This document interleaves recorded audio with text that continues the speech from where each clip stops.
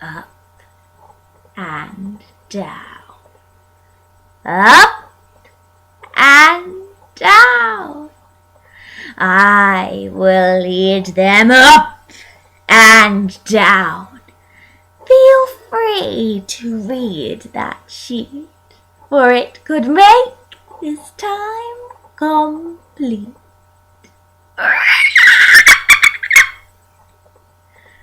Dieterle and Reinhardt's 1935 version of A Midsummer Night's Dream stays more true to Shakespeare than Hoffmann's 1999 version. 1999. I can see you, but you can't see me. Look at all of the objects placed around the room. They are all symbolic. That fairy, magic come to mind? How about that dream catcher? How about dreams?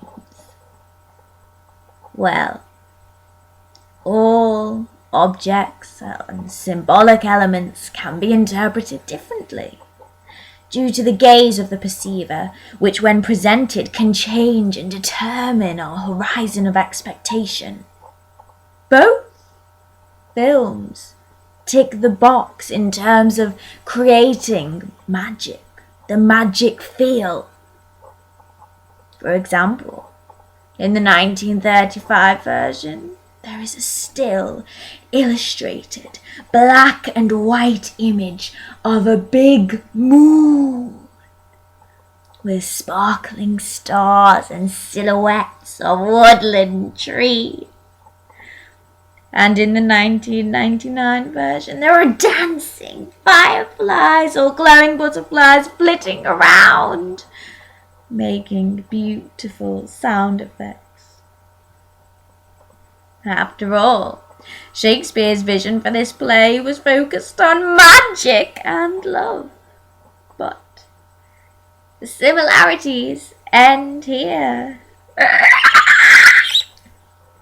Hoffmann switched and adopted the setting from 16th century Athens to 19th century Tuscany. It could be argued that by incorporating the Victorian gadgetry, this distracts us from the enchanted and supernatural.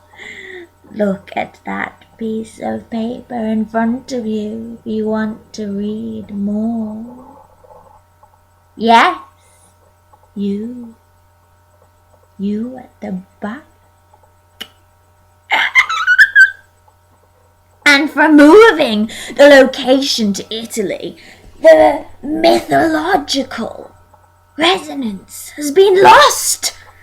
Critic Greg King agrees. He says, a disappointing and pedestrian adaptation of Shakespeare's whimsical comedy about romance.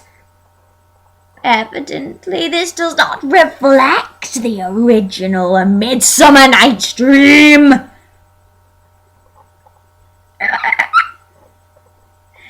Dieterle and Reinhardt's version, which is in black and white, although it is technically unevolved, it portrays Athens and the woods as it would have likely been performed on the stage in Shakespeare's day, via the set for the palace being on an actual stage, the melodramatic acting style, whilst allowing the language to speak for itself, the choreography, which although is visually beautiful and magical, acts as a narrative device, the effects, although technically disadvantaged, the animations, the glistening sparkles, cobwebs, and the woods, the scenic woods, the costume, the mystical creatures,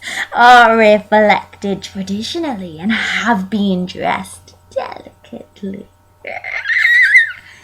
It has been said that the key to a Midsummer's is all about the enchantment, the mystical and the unknown, for back in Elizabethan times some of the deeds carried out in this play would be deemed witchcraft.